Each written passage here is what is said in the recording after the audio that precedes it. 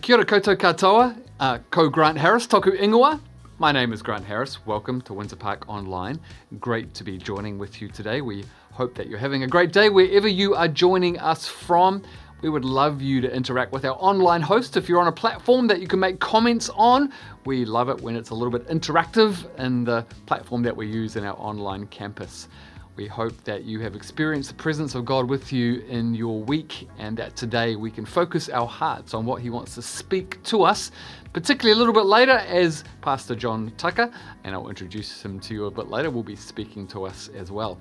Well, here at Windsor Park, we have a little tagline that says that we want to put our faith into action. It's kind of part of our vision overall. We do that in so many different ways, both locally in our own community, through our nation here in Aotearoa, New Zealand, and internationally, and we all play a part in that. We have a ministry that we call Beyond the Walls, which is effectively a part of our budget that we dedicate to supporting people and projects all around the place, beyond what we normally do on a day-to-day basis here at Windsor Park. One of the organisations that we've been intricately involved with for many years now is an organisation called Tear Fund. You've probably heard of them.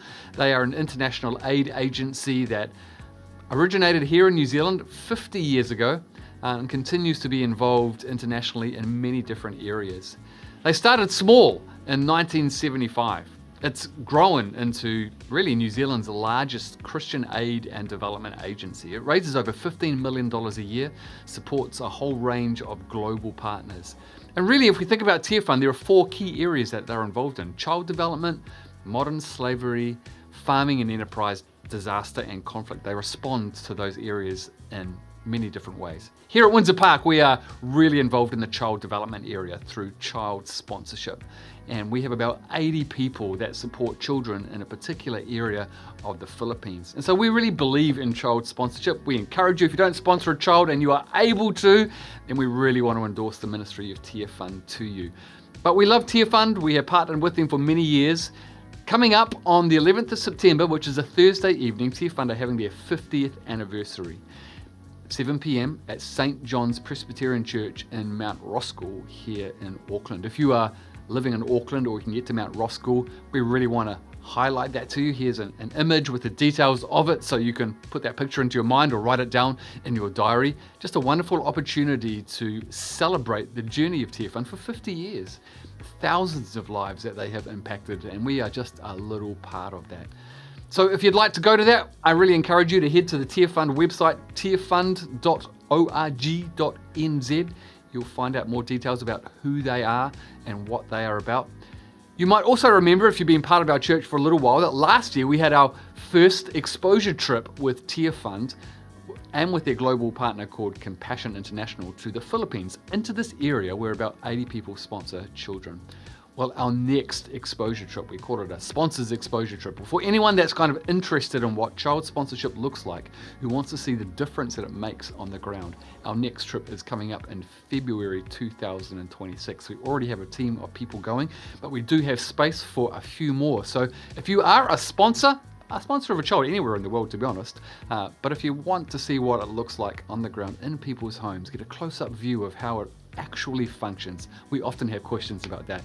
You'd be super welcome to join us. I would encourage you to contact me, just email me or get in touch with us through the comments section on your platform today, or message us or text us or whatever us.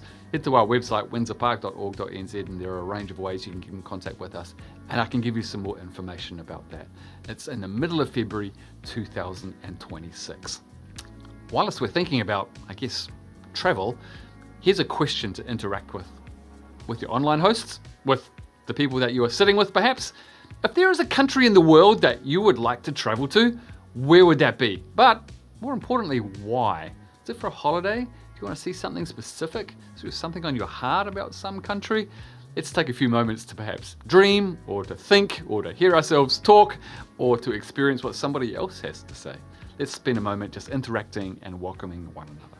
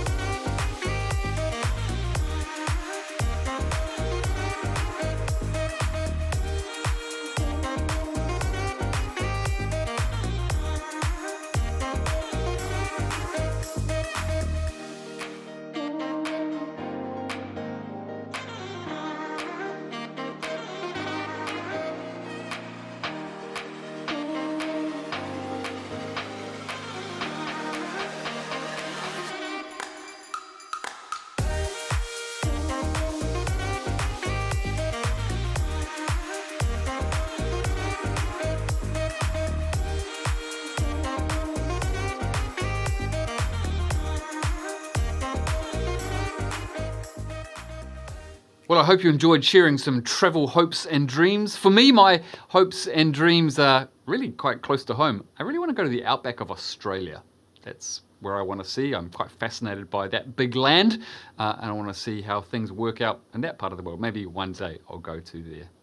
Well, there are a range of different things coming up for us here at Windsor Park that we would love you to connect into. Perhaps if you're a young adult, which is kind of 18 through 20s or something like that, we have a movie night coming up here at Windsor Park next Saturday at 6:30 p.m. Great chance to hang out with one another, enjoy a movie, have some pizza and snacks. The details are on the screen. You'd be super welcome to come to that. And then our next men's breakfast is coming up on Saturday, the 2nd of August here at our Marangi Bay campus. We have a wonderful speaker, Peter Wilson, who has been involved in rural development projects across 21 countries, but has had a special interest in North Korea. So super interesting to hear about North Korea, how the underground church works in that place. It's going to be super interesting. Again, the information is on the screen for you to click into. If you want to know more information about our events, again, head to our website /coming up and you can see all the details there. Well, you will know that we are part of the Baptist Union of New Zealand, and part of that we have a Bible college that's part of who we are, Carey Baptist College. It's celebrating its 100th birthday next year, so it's been around a long time. Trains pastors, it trains people for mission and ministry. A lot of people study as part of Carey. We have about 350 students there at the moment doing a range of different study programs. And we love what Carey does. It interacts with the local church. It seeks to empower, it seeks to equip, it seeks to provide resource to us as a family of churches here in Aotearoa, New Zealand. We love what Carey is about and we strongly endorse it to you. We say if you want to go deep in your faith, then Carey is a great place to do that, from some of its intro level programs right through to doing a PhD if you want to do that. So there is a great range of opportunities to connect in, to grow our faith at significant ways, to interact with others, to be part of the community. And so we want to endorse Carey to you. Here's a little video of Carey that introduces you to both Carey's new principal, but also a bunch of different faces that you will recognize if you're part of our church, because they star well in this video. One of them in particular, Aidan Wivel, is on our pastoral team, and I'd have to say this video, a portion of this video was created last year while he was still a student, and now he's full-time with us as a pastor, is a graduate of Carey. So you can see the outputs of what Carey produces. Let's be inspired by what Carey is by watching this video. Here at Carey, we follow Jesus. We're shaped by the Bible, we're captivated by the gospel, we're committed to the church, and we're caught up in God's mission to bring unity to all things under Christ. Now, these convictions, they shape our teaching, they inform our research, and they form our graduates. I wonder if it's time for you or someone you know to journey with us. Whakawhanaungatanga is about becoming community. It's about becoming family. This is really important to us. Distant students and on-site students, we're all part of the Carey whānau. Students and staff eat lunch together, learn together. We worship God together. We journey together. I'm journeying on the pastoral leadership track, so I'm learning on the job while I study. Some other students are doing internships in their churches or organizations, and others are preparing for mission locally and overseas. We get to live out our learning where the rubber meets the road. At Carey, training for ministry and mission leadership means formation of the whole person, head, heart, and hands. One thing I really appreciate about my Carey journey is that our lecturers are both top academics and experienced practitioners. They are all actively engaged in ministry, and so they're able to help us integrate our faith, our context, and our practice. I love this integrative approach to theology. God has assembled at Carey a very special team of gifted and passionate academics and leaders.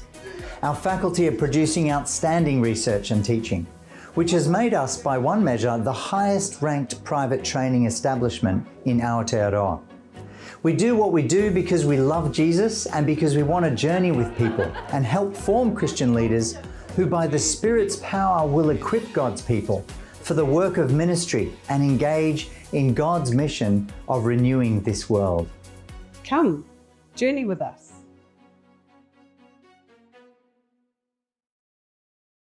Again, you would see Kerry's website on there, kerry.ac.nz. Take a good look at it. There's some very interesting things in there, and we love the opportunity for people to study there. We have a lot of people from Windsor Park that study there in a range of different ways, from both training to be pastors like Aidan did, to Tanya, who was on that video, who was just studying to deepen her faith and to find ways in which that's going to work out in the ways that she serves God over on Waiheke Island. Well, in a moment, I'm going to say Pastor John Tucker, like I said earlier. John Tucker, in fact, used to be the principal of Kerry Baptist College. At the end of last year, he stepped away to be a full-time faculty member at Kerry. So as a teacher, but as a pastor at heart, and he's an elder here at Windsor Park. He leads a young adult life group here at Windsor Park. The Tucker family are very much embedded in our ministry, and so we love having them as part of our church. And so John is going to bring us a message today called The Way Up is Down, out of Mark chapter 10. So if you have your Bible, you might want to have that ready. But before John comes and speaks to us, we would love to spend some time worshiping with one another, talking about the grace of God, the greatness of God, the opportunity for us to open our hearts and hear what he might be saying to us as we perhaps sing or reflect or pray or just spend some time with some beautiful music. So I'm going to hand over to the team, and then John will come and speak.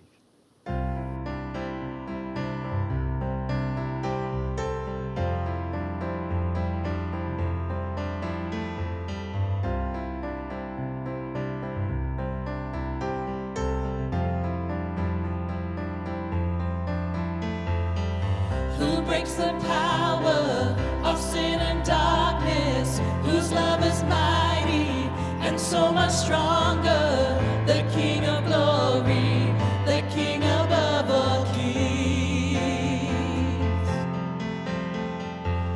who shakes the whole earth with holy thunder, who leaves us breathless in awe and wonder, the King of glory, the King above all kings. This is amazing grace. This is unfailing love. That you would take my place, that you would bear my cross. You laid down your life, that I would be set free. I sing for all that you've done for me.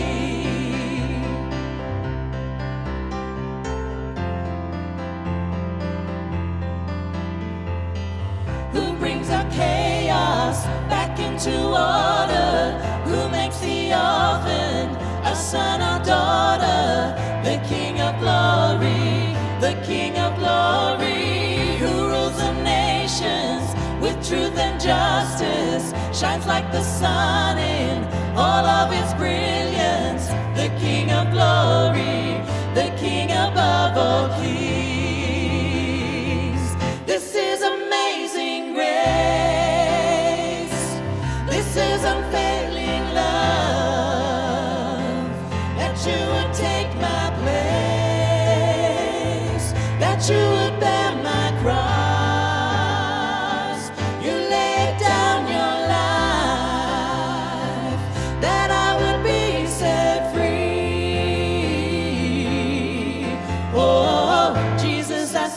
For all that you've done for me. Worthy is the Lamb who was slain. Worthy is the King who conquered the grave. Worthy is the Lamb who was slain. Worthy is the King who conquered the grave. Worthy is the Lamb who was slain.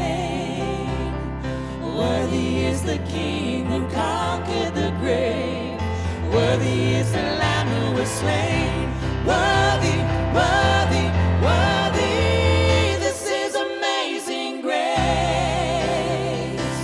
This is unfailing love, that you would take my place, that you would bear my cross.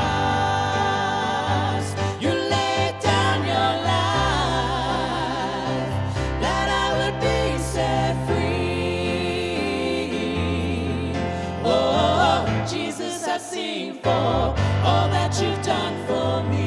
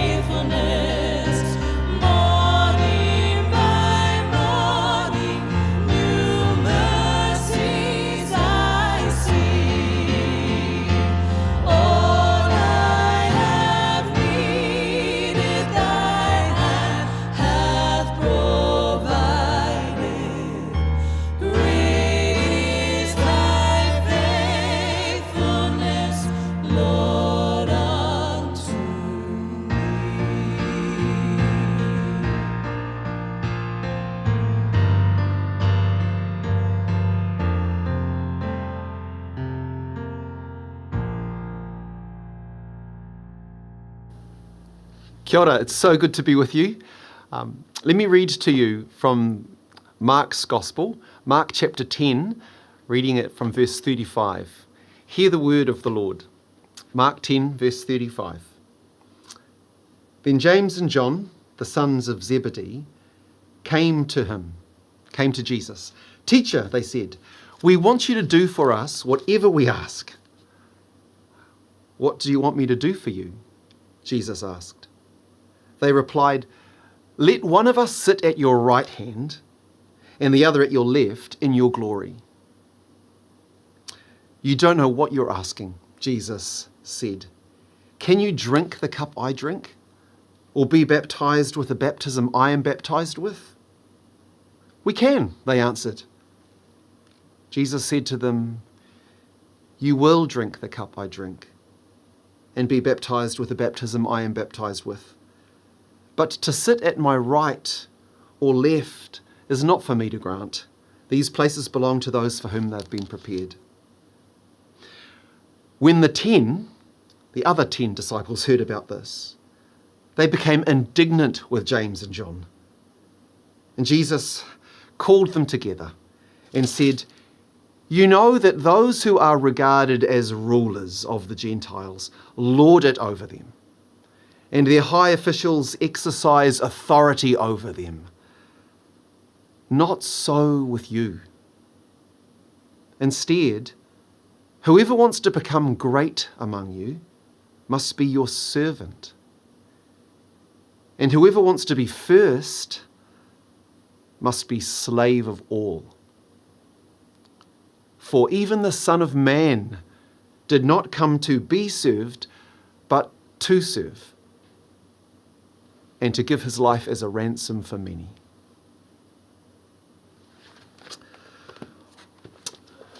A few weeks ago, my wife and I had the privilege of spending about 14 days, 2 weeks, walking a section of the Camino, a trail in the north of Spain. And on the journey, we met a lovely Kiwi guy. He had sold his house, he had resigned his job, he had given up everything and set aside 6 weeks to walk the Camino and think about the rest of his life. One night, as we were chatting over the table, he looked at me and said, I've got a question. He said, what makes life meaningful? What's the secret to a meaningful life? I wonder how you'd answer that question.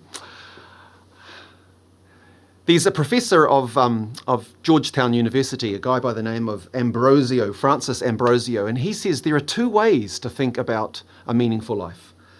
One is the way of the hero, and the other is the way of the saint. And what I find interesting about this really interesting little story in Mark's Gospel is that right in the heart of this little narrative, we see both of these ways, both of these archetypes modeled for us. The way of the hero is modeled for us by the disciples.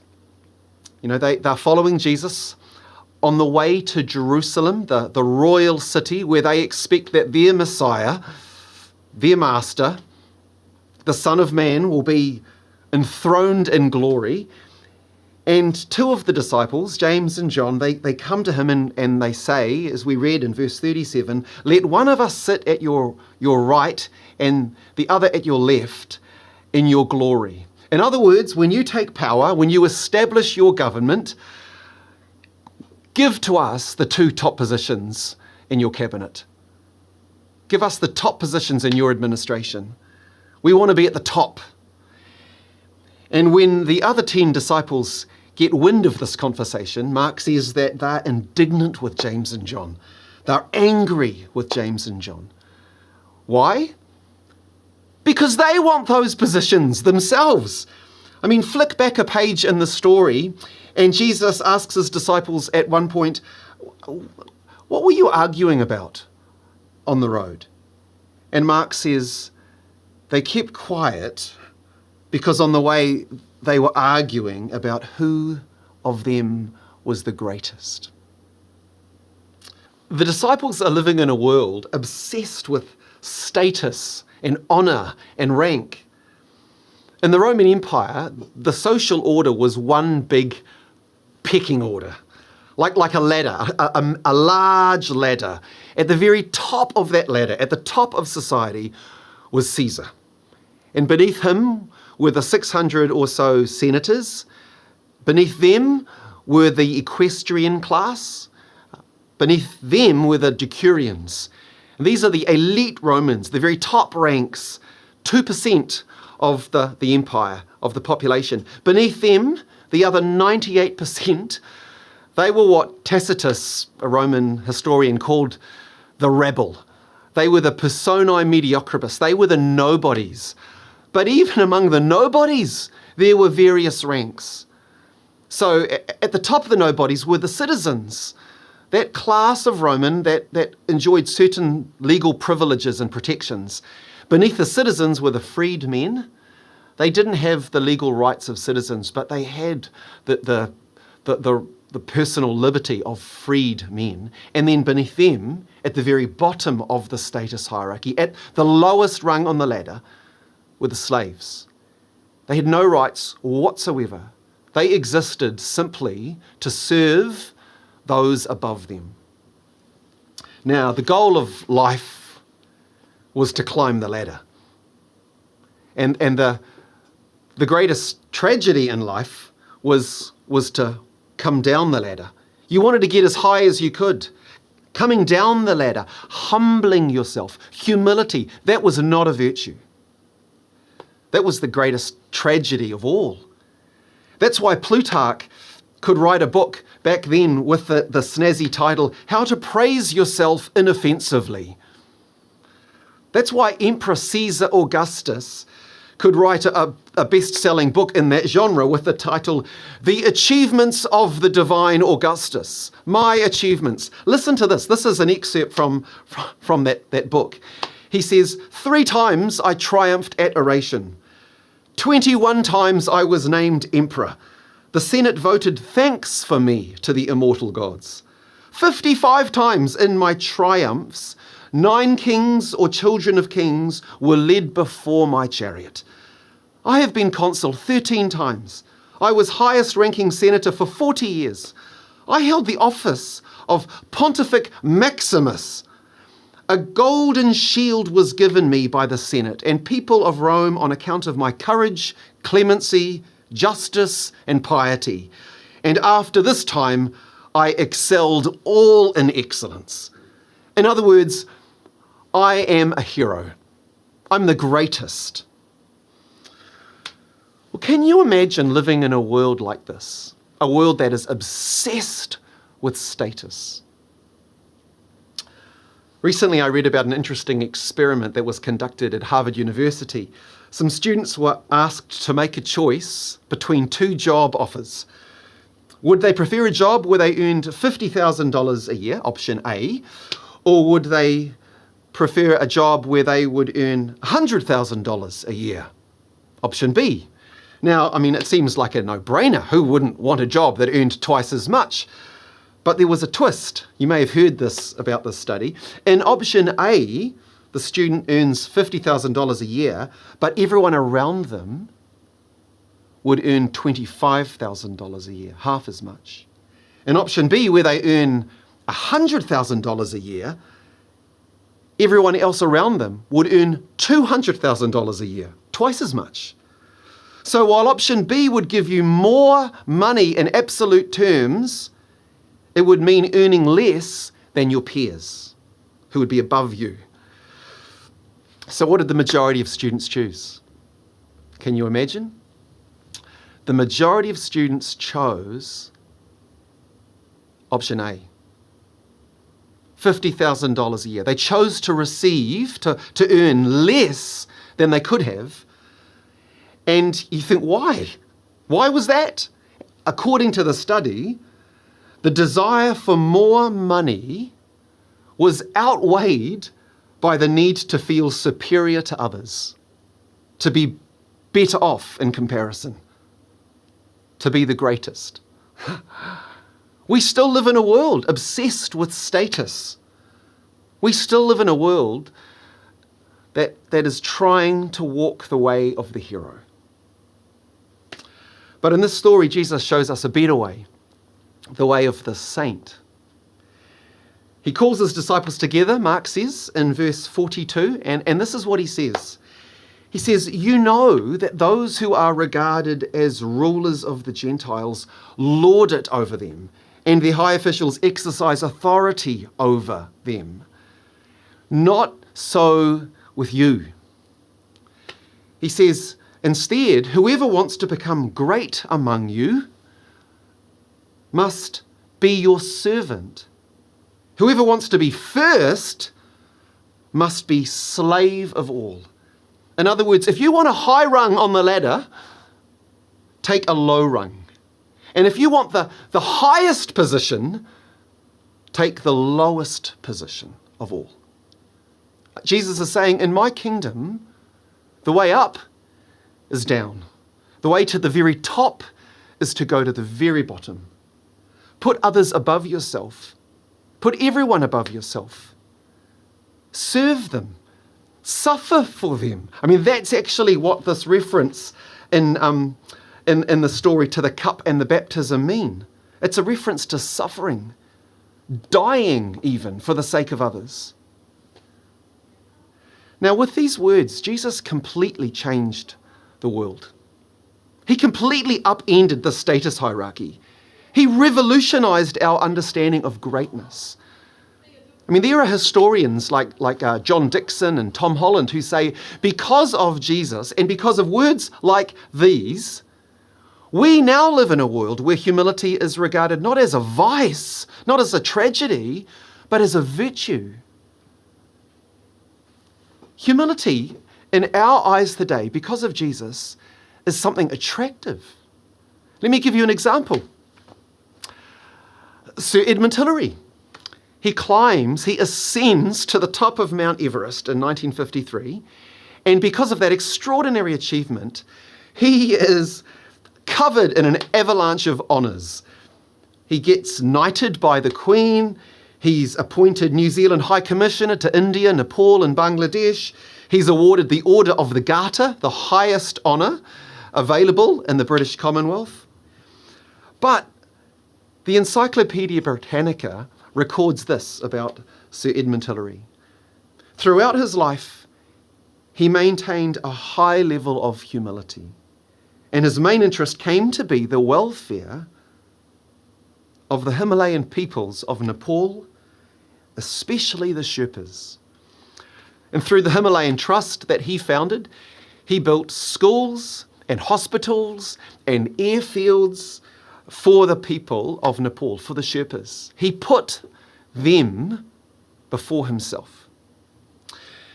In one of his many trips back to the Himalayas, he was spotted by a group of tourist climbers, and recognizing the great man, they begged him for a photo, and he agreed. He said, "Yep, that's fine." So to set up, they gave him an ice axe to look the part, and as they were getting ready to take the shot, another climber walked past.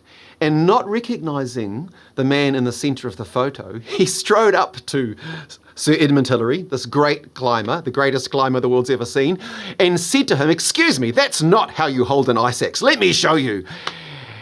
And everyone stood back in silent amazement as they watched Sir Edmund Hillary thank the man, adjust his grip, and then proceed to smile for the photo. Now, I tell you that story, and your estimation of Edmund Hillary increases, doesn't it? Because we value humility. It's a virtue. In our eyes, it's attractive. We know that the best leaders, the greatest leaders, the most compelling leaders are humble servants who use their gifts and their abilities and their opportunities and their influence to benefit other people, not themselves. Now, we know that, but like the disciples, we can still be just as obsessed with our own status and honour as everyone else. And I think that's the case even in the church. There's a story that's told about Thomas Aquinas, the medieval theologian who was being shown through the Vatican in Rome, all the glories of the Vatican and St. Peter's Basilica. And the Pope, Innocent IV, who was leading him on this tour, referring to the story of the beggar, the lame beggar in the book of Acts, said to Aquinas, "Look, the church no longer has to say, 'Silver and gold have I none.'" And Aquinas replied to the Pope, "Yes, but the church is no longer able to say, 'In the name of Jesus Christ, get up and walk.'" Over the last few months, I've been doing the exercises, the spiritual exercises of St. Ignatius. These are exercises that, the prayer exercises that have you living in Scripture, and they invite you to reflect deeply on your life as you do that. And as I was doing one of the exercises, I saw myself as a young 11-year-old schoolboy walking across the playground at Wesley Intermediate in Mount Roskill. And I was thinking to myself, if I win the school cross country, if I win the public reading competition, if I were to win the art prize, if I was to assemble a series of achievements, it's possible that I could be appointed head prefect next year. And if I was head boy, people would look up at me and I'd feel good about myself. I have so often since then tried to take the way of the hero. I've tried to build my identity and my self-worth around being better or greater than those around me, achieving higher grades, running faster times, preaching better sermons, having a nicer house. Bill McKibben is a journalist who writes that most of us in the church, most of us Western Christians, have replaced the Christianity of the Bible with its call for sharing and personal sacrifice with a competing creed, the creed of self-improvement. Most of us, he says, simply reflect our dominant culture, a culture of unrelenting self-obsession. So how do we break free of this? We look to the one who modelled for us the way of the saint in the story. Jesus says to his disciples in verse 45, these immortal words, he says, "For even the Son of Man did not come to be served, but to serve, and to give his life as a ransom for many." Just a few days after speaking these words, Jesus will be enthroned in Jerusalem, not between two disciples, but between two criminals, impaled on a cross. And in the Roman Empire, crucifixion was considered so shameful, so awful, that it was against the law for a Roman citizen to be crucified. It was a form of execution reserved particularly for slaves. It was the lowest rung imaginable. And from the highest rung imaginable, the Son of Man, the King of glory, the Son of God, willingly descends the ladder. He humbles himself in order to give himself as a ransom, as a payment, purchasing our freedom from slavery to pride, redeeming us for himself. We're worth everything to him. In his death, in his love, we have all the status we could ever need. I'm currently writing a biography on J.K. Archer. He was a New Zealand Baptist pastor who for most of his life basically worked two jobs, 16-hour days. His day job was a pastoral leader in his local church, and then in his discretionary time, he was a political leader in the wider community. He served for a time as the mayor of Christchurch during the Great Depression. He was a member of Parliament for 12 years. He was the founder of the Labour Party and president of the Labour Party. He was once preaching a sermon on this wonderful text where it says in Matthew chapter 27, "If you are the Son of God, come down from the cross." It's what the religious leaders and the crowds were saying to Jesus as he hung there, impaled on the cross. And at the close of this message, J.K. Archer said, "Some of my friends sometimes say to me, 'J.K., why do you give so much time to all this political stuff? Like, it just makes life so difficult for you. It's so hard for you. All of these extra hours, all of this blood, sweat and tears that you spill. And what do the people that you're trying to help even care anyway?'" And J.K. Archer, this is what he said. He said, "I could come down from the cross that God has given me, but I must not. I've taken up my social work for Christ's sake. So I could lay the cross down, but I will not. I will not." Can you see Christ hanging on the cross for your sake?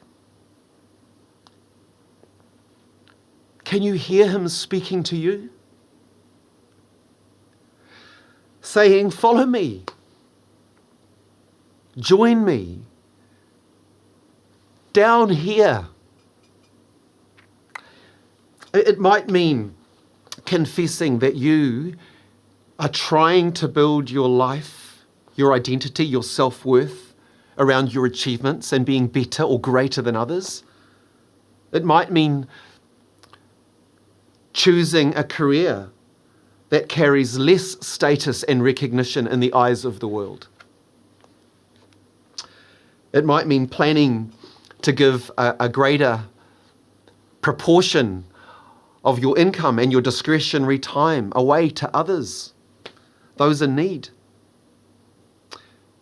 It might mean persevering with that dysfunctional person who gives you so little in return.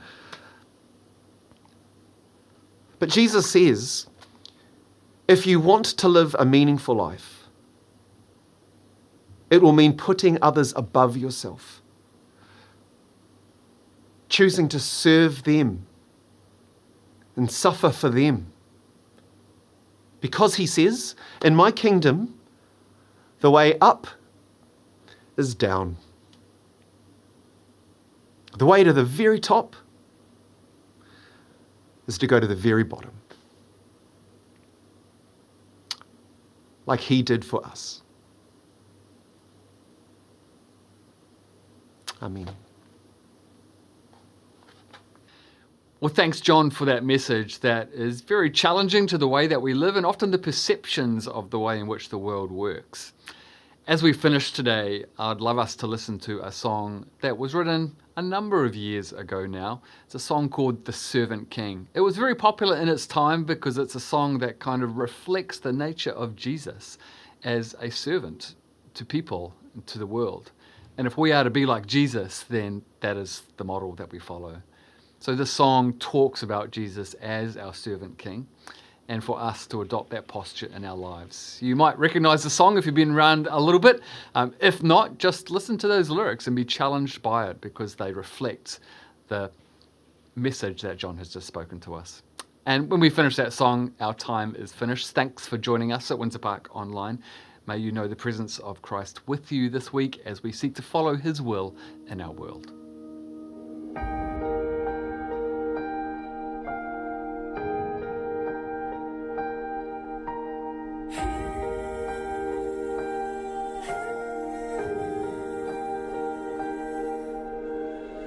From heaven you came, helpless babe, entered our world, your glory veiled, not to be served, but to serve, and give your life that we we might live. This is our God, the servant King. He calls us now to follow Him, to bring our lives as a daily offering of worship to the servant King. There in the garden of tears, my heavy load He chose to bear. His heart with sorrow was torn. Yet not my will, but yours, He said. This is our God, the servant King. He calls us now to follow Him, to bring our lives as a daily offering of worship to the servant King. Come see His hands and His feet, the scars that speak of sacrifice, hands that flung stars into space, to cruel nails surrender. This is our God, the servant King. He calls us now to follow Him, to bring our lives as a daily offering of worship to the servant King. So let us learn how to serve, and in our lives enthrone Him, each other's needs to prefer.